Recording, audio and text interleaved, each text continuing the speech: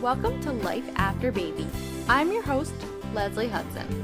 From bottles to books, spit up to social media, and everything in between, each week I interview parenting experts to help me navigate postpartum life and new motherhood. Today's guest is Nicole Didizian, founder of Mainline Family Education and mom of two. She has spent the last decade as a labor and delivery, newborn, and postpartum nurse. Nicole makes the transition to parenthood easier by offering pregnancy, childbirth, postpartum, and infant classes at her Devon studio. Thanks for joining us today, Nicole. Oh, it's great to be here, Leslie. Thanks for having me. What made you want to make the jump from being a very important labor and delivery and postpartum nurse to opening your own education facility? Well, that's a great question. I was in labor and delivery and postpartum nursing along with newborn nursing for over 11 years. And my favorite part of every day that I was on a unit with the moms and the dads and the babies was the education part of what I did. I felt like there was a need here in our community for a little more face-to-face time with nurses, with parenting experts. And I thought that by opening a studio, I could offer parents that more personalized education in smaller groups. So our goal at Mainline Family Education is not just to educate moms and dads, but also to provide a community for them to start building their own village as they become parents. That's awesome. I know I personally said, toward the end of being in the hospital about the maternity nurses, I was like, can you just come home with me? Like, I feel like they just gave me so much great information. And especially those early months where you are just in the thick of it, just having that, finding that mom group and those mom friends and people that are especially going through the exact same stage with you is huge. It is. And there's so much information out there too. And I find that when parents come to us, they've, Googled a lot of info before they ever step foot in their childbirth class or their breastfeeding class. And that's something that we like to kind of caution people against is, that with all that information can cause some increased anxiety. So we're all about making sure your sources are really evidence-based sources and accurate and, asking those questions when you come and see us or when you're in the hospital. Yeah, I think also probably a good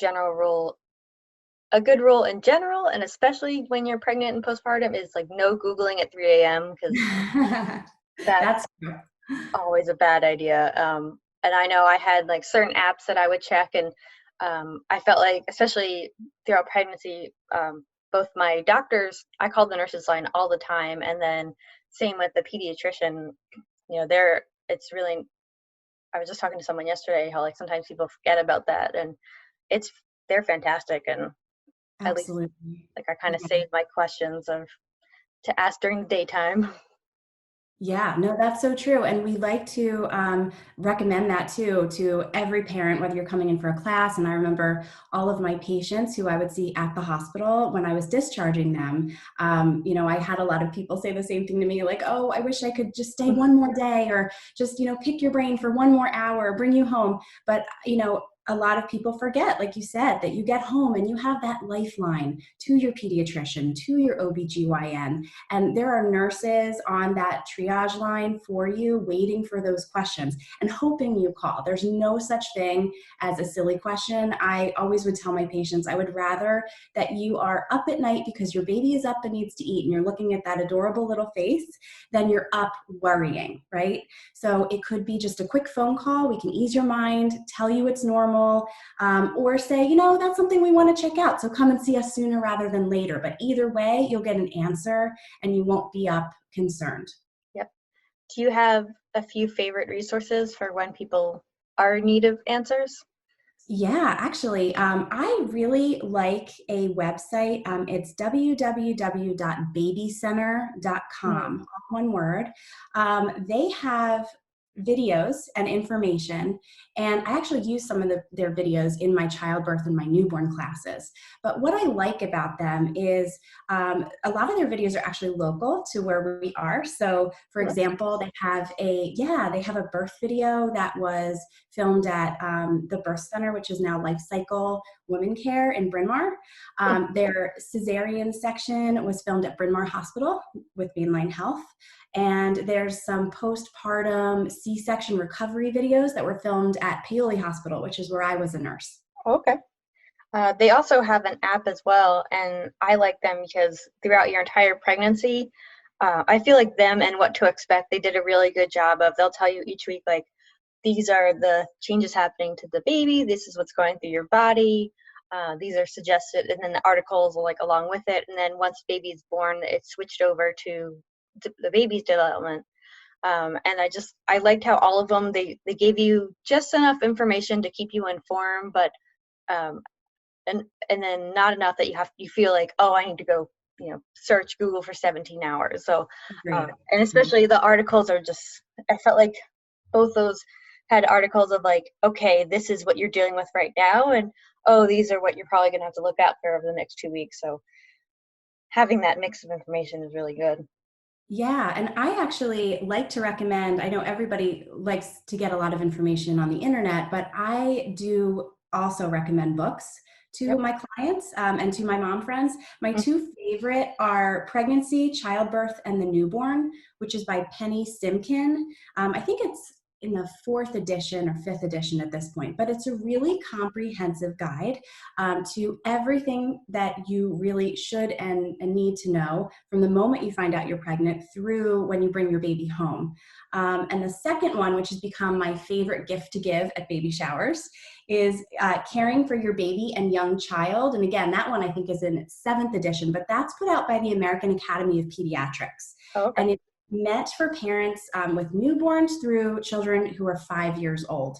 And it's just a wonderful reference to have. It's a bit of a Bible-sized book, but just really great. And if you are finding yourself at home worried about something, and say it is after hours and you're not able to call a nurse right then in that moment, it's a great resource to have literally at your fingertips. Yeah, that's fantastic. That sounds like leave it on the table next to your ottoman or next to the crib, and always just keep it at arm's reach. I think it's interesting that you said that first book, it's divided into 3 parts, because I feel like, especially with me preparing for my own delivery, like I felt it was definitely, there's all these apps and things about pregnancy, there's classes and a lot about labor and delivery, but then it immediately switched over to, okay, this is how you care for a baby, not as much this is how to care for you when you've gone through something incredible and something you've never experienced before. So can you tell us a little bit about your classes that you offer? Because I know you kind of covered that entire range.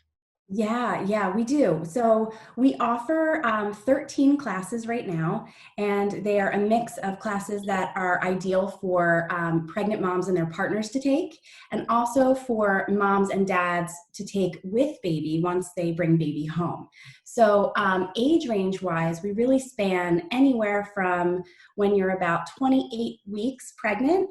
That's pretty much my recommendation for the earliest that you should think about starting taking your classes. And we go until baby's about 6 months old. So I personally teach childbirth preparation and newborn basics. And then we also offer breastfeeding classes on newborn sleep and child sleep, classes for moms for emotional wellness that focus on preparing for motherhood, how to emotionally prepare for this monumental life transition that you're about to embark on, but also a 4th trimester class for mothers to learn more about, gosh, why am I feeling the way I'm feeling, and how do I learn how to stay calm in moments of frustration or moments of a new normal when I'm home with a newborn. We also have some mommy and me style classes for when parents bring baby home. 2 of those are Introduction to Infant Massage and the Tummy Time Method. And a new class, it's really more of a meetup that I'm offering is I'm inviting moms with their newborns into the studio. I try to do this once every 2 weeks or so for an hour, although we usually hang out for a little longer, if I'm honest. But moms then have the opportunity to get together, meet one another. We get real. We talk about what's really going on. We compare notes. I have a newborn scale in the studio, so moms weigh their babies. And it's a really positive, supportive group. It's not exclusive to any one type of feeding, for example. I know there's a lot of breastfeeding groups out there, but I will tell you in our new mom and baby meetups, half of the group is using formula, the other half of the group is nursing, and no matter what the mom next to you is doing, everybody kind of looks at each other and says, what you're doing is hard, you go girl, keep it up. And we're kind of all there for each other. So it's been a really, really great addition to the studio. Yeah, I know in my early months, I definitely, like a lot of what you said resonated me. I definitely was like, I don't know, is this what I'm feeling supposed to normal? Is this something I should be concerned about? And definitely I looked for different support groups in the area. So I found like most of the hospitals have new mom support groups, as well as there's like a Chester County postpartum adjustment group. And it was just really nice to just kind of, go to that space and be able to just say whatever you want without feeling judged. And and especially like you said, to have experienced moms to be like, yep, I understand what you're going through. It's hard right now, but it will pass. And it's a phase. And just that environment, especially, it's such a new experience that you can prepare, but you have no idea what it will actually be like until you're in it. So to have that space is huge. It is. And I like also being there personally because, like we were talking about a little earlier, sometimes the moms feel like, oh, I wish I had a little more face time with my baby nurse, right? Whether you're leaving the hospital feeling that way or you're kind of in and out of the pediatrician office faster than you'd like to be. And you think of, 10 additional questions as you're, in the parking lot outside the pediatrician office. So then I really like making myself available, for the nurse insight for those moms who come to the meetups. Yeah, that's fantastic. Because especially those first few appointments, I'm glad my husband was there. 'Cause I don't really remember a lot of it, and definitely had questions when we got home. And to have that insight that's a little bit faster than your next appointment is fantastic. Talking about preparing for childbirth and preparing for the whole process, what are some things that you recommend in addition to your classes that people can do to feel a little bit more prepared? I think that's a great question. The first one is pretty obvious, but I think it's important to reiterate, which is to just make sure you're going to every single OBGYN appointment on schedule. Each one of those appointments is really important, and we really look over and review a lot of different things at different times during your pregnancy. So just make sure that you're able to meet and your doctor for every single one. Another thing would be to identify and communicate your wishes, your hopes, and your fears for not just your pregnancy, but also your birth. So give some thought to that. What would you hope your birth would end up like? And I also recommend that you communicate that with your partner and encourage your partner to do the same. I think communicating ahead of time, so you're identifying what you really would love to see happen, and also what you're afraid of. We all have these deep-seated thoughts of, oh gosh, what if, say I want to have a vaginal birth, and oh my gosh, what if I have to have a C-section? I'm really worried about that. And I think it's important for partners to not just share that with one another, but to do it ahead of time. There's been a lot of moments in the labor and delivery room where these things come up, and oh gosh, if we would have only had this conversation like a week or a month earlier, I think it could ease a lot of tension and anxiety. One exercise that really resonated me when we took our childbirth classes, they have you're given like some cards, and each one has, this is one scenario, this is a C-section, this is a natural delivery, and you kind of you have to keep going through and saying, okay, well, what if this is your ideal birth plan, and then what if this happens, what if that happens? So is there, and obviously there are so many unknowns with what could happen with delivery, especially nowadays with so many restrictions on hospitals. Is there, how can people, I guess, be prepared for your plan being totally upended or having to pivot right away? Is there a way to prepare for that? Yeah, I mean, yes and no, right? So I think people sometimes are surprised, like you said, with how quickly things can change and pivot in a direction that is different from what they were thinking when they started their labor and got to their hospital or birth center. I think the best way to prepare for that is truly to trust your physician and trust your nurses, trust the medical experts. And you have the choice when you're pregnant to choose your physician, choose your group and practice who you're going to deliver with. We all choose our doctors for a reason, right? And I think remembering before you even get to the hospital or birth center in labor that, these experts know what they're doing, and you've been with them now for 40 weeks, right? So you know how they work, you know how they think. And if they say it's time for, a shift in a different direction, really trusting that process. But also, I always tell patients and moms and dads, don't be afraid to advocate for yourself. Don't be afraid to ask questions. It's never too late to ask a question. So if you're in your labor room and something's going in a direction and you're not sure about it, or you want more information, absolutely 100% talk to your nurse, talk to your doctor, over communicate. That's always going to ease anxiety. But I think also when you're going into it, like you were saying with the card game, we actually play that card game in our childbirth class, and it's one of my favorite exercises because everybody puts the cards out, like you're saying, and plans their perfect birth, their ideal birth. And then at the end of the game, we have 10 cards in total, and they're all flipped to exactly what you had hoped not to have happen during your journey, right? But the take-home message at the end of that is not just to be as open-minded as you can, but even more importantly, the goal for everybody at the end of the process is a healthy mom and a healthy baby. And I think if you go into your labor and your birth with that in mind as your end goal, and don't get as hung up or cling as much to it has to be this, and this that happened in order to get me there, but really focus on that end goal, then I think it'll be a little easier if you end up at a fork in the road at any given point during the labor or birth.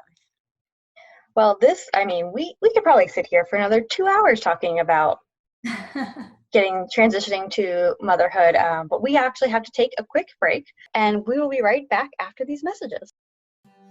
A Taste of Olive carries high-quality extra virgin olive oils, balsamic vinegars, and gourmet goods from artisans around the world.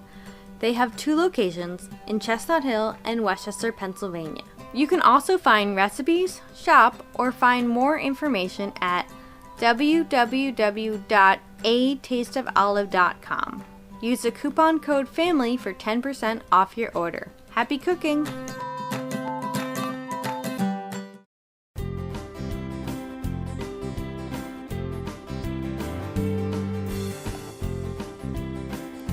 Welcome back to Life After Baby. I'm your host, Leslie Hudson. I'm here with Nicole of Mainline Family Education, and we're talking about all things pregnancy, childbirth, and postpartum life. I know you talked a little bit about partners earlier, and my husband commented, he wanted to help, and, he was very supportive throughout the process, like when I requested ice cream a few times, and especially afterward of taking care of the baby. What are some of the best ways that you've seen for a partner to support mom through pregnancy, delivery, and postpartum life? Oh, I love this question. So my number one recommendation for dads or partners would be get involved. Don't be afraid to jump right in. When you're at the hospital, learn from your nurses how to diaper, dress, bathe, swaddle, burp and even feed your baby. I would say, I see dads come in, all the dads are there for for childbirth classes, as well as the newborn basics class. But I really love seeing partners also come to breastfeeding classes, right?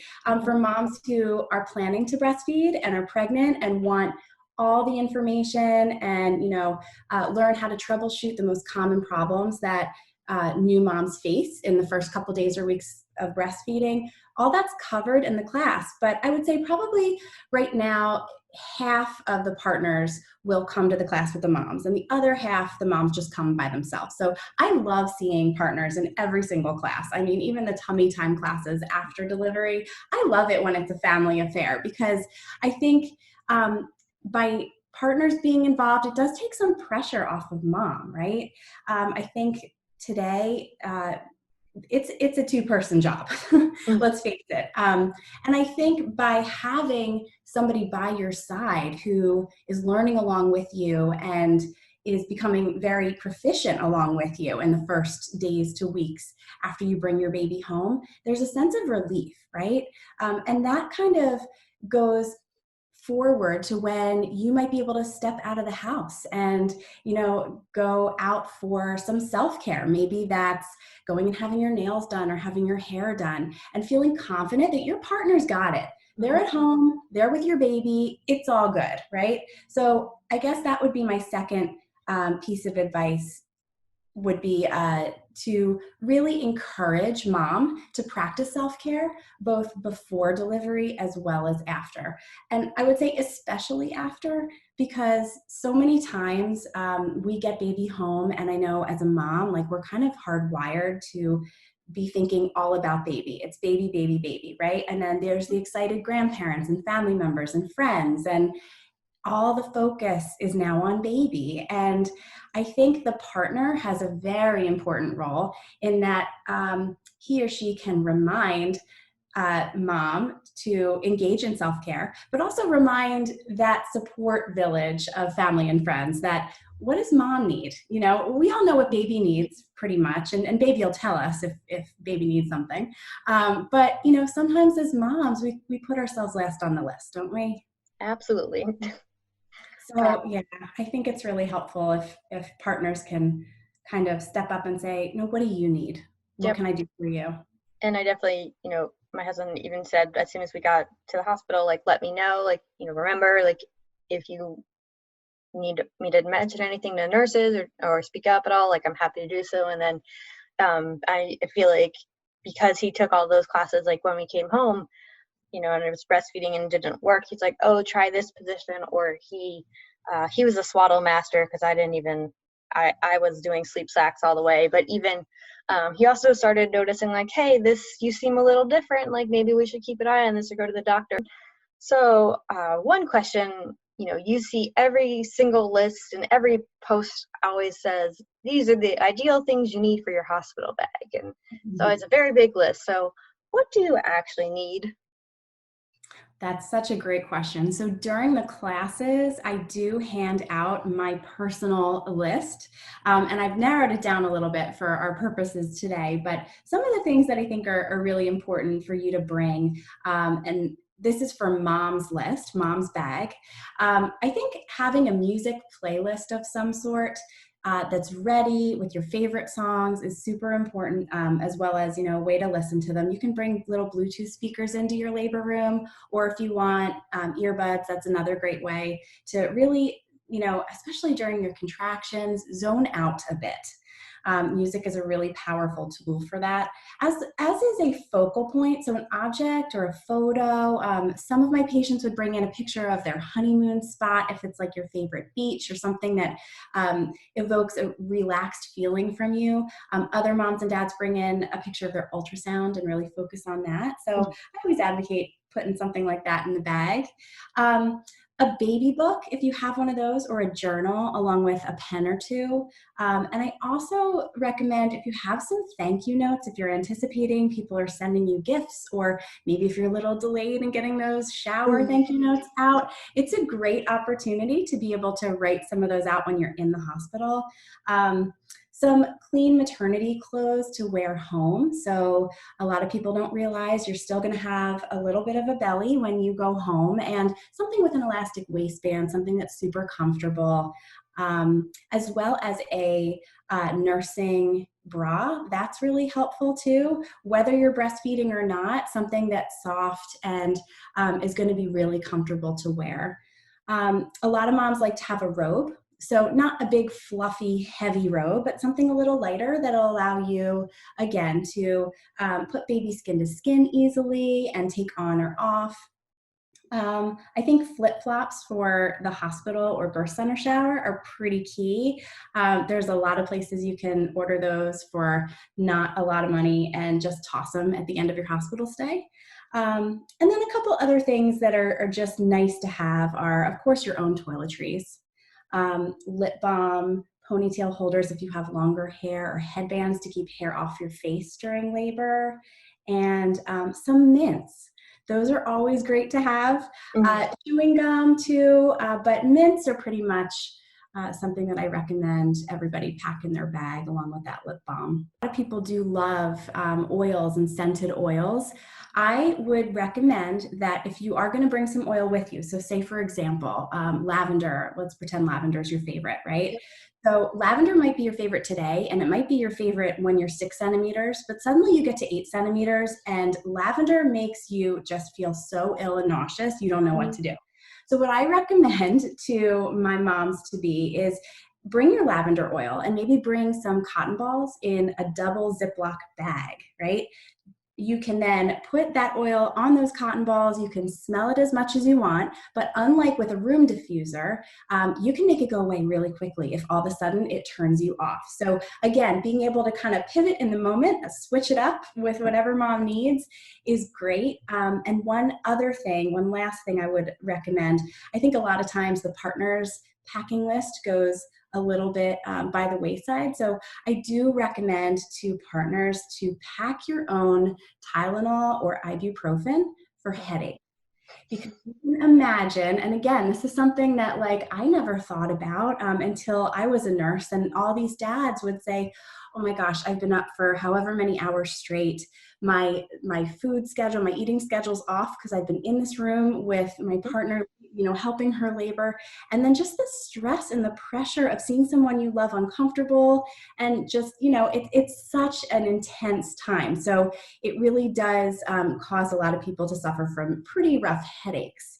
Unfortunately, your nurses can't medicate partners in the hospital.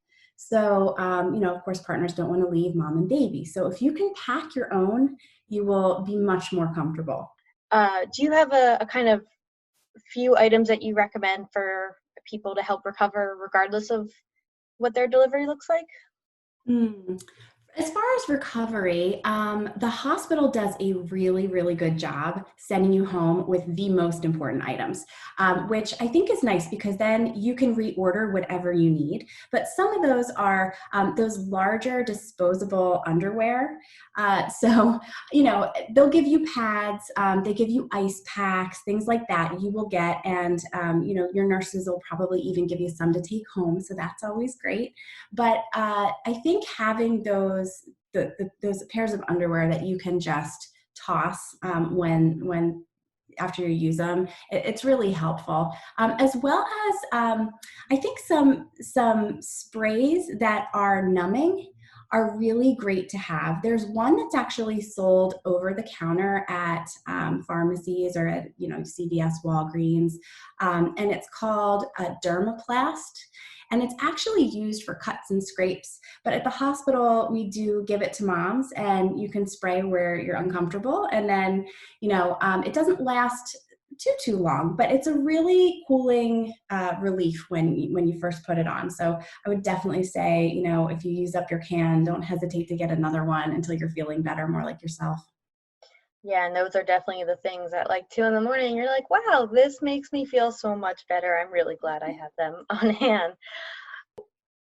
I remember, the first time I went out without my daughter, and then the first time I went out with my daughter, how I built it up so much more in my head. Is there anything that you could tell people to keep in mind when you do those first outings? Oh my goodness. Well, I think keep them short because it'll keep your anxiety lower and build up. So the first time I went out without my daughter, I remember my mom kind of pushed us out the door and said, you need to go have lunch and it needs to not be in this house with this baby. And we got in the car and we looked at each other and we felt like totally out of sorts, but we drove to Panera and we got a quick bite, and we've never probably eaten that fast at any other point in our life, but we kind of slammed a quick lunch, had some iced tea, and drove back home. But just getting out, getting a little change of scenery, again, learning how to trust somebody else to care for your baby, doing that as early as you are comfortable is really helpful, because then the next time we went out, we sat down and took a little longer. And then be gentle with yourself. If it's just too uncomfortable and it's too anxiety causing in the moment, then maybe you do it another day. I think that's a really important part of this too. Yeah, I remember, my first outing out was a little coffee shop in downtown. I went and I sat and got a coffee to myself. And of course, halfway through the mom guilt kicked in, and I was like, okay, I think it's time to wrap it up. But I think, like you said, like if you pick like a Panera or one place that, if you want to just make the decision to up and go, it's totally fine. I think that makes total sense. So we are going to move on to our next segment. It's called Parent Pop Quiz, and life with kids is unexpected, especially right now. And so are the questions in this segment. So we're going to spin our wheel and see what question you'll land on.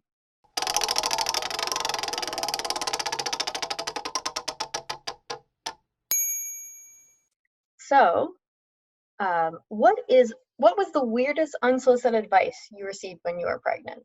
I remember somebody telling me in the grocery store when I was buying ground meat to make hamburgers to not eat too much meat, because an old wives' tale was that if you eat too much meat, you're guaranteed to have a boy. Well, I feel like we had really great conversations, and obviously there's so much more people can be doing to prepare for their entire parenthood journey. So how can people learn more about you? So we have a website. It's www.mlfed.com, and Instagram and Facebook. Just the handle at Mainline Family Education. And we're located in Devon. So we're near the Whole Foods, if you're familiar with the town of Devon, off Lancaster Avenue. But during this time when we are all, safely distancing and staying home, we are now offering 8 of our classes virtually. So I'm teaching actually just next week, newborn basics and childbirth preparation. And we have our lactation consultant, Donna Sinnott, who is lactation for Mainline Health. She's teaching our breastfeeding classes, and she's going to be teaching those virtually next week as well. So there's a lot of things that you can still benefit from in terms of access to the Mainline Family Education Studio while you're at home. But of course, when things kind of get back to normal again, we will be open and hoping to meet a lot of new parents as well as expectant ones to enrich their journey. Well, that brings us to the end of our show. We'd like to thank Nicole for joining us today. As always, we appreciate the support of our sponsor, A Taste of Olive. This has been a Crimson Planet Media production. Our theme song was created by Doug Keller. When the kids are finally asleep, visit our website at lifeafterbabyshow.com. Subscribe to our podcast wherever you get your podcasts, and follow us on Instagram and Facebook at Life After Baby Show. Thanks for tuning in to Life After Baby, and don't forget to take care of yourself so you can take better care of them.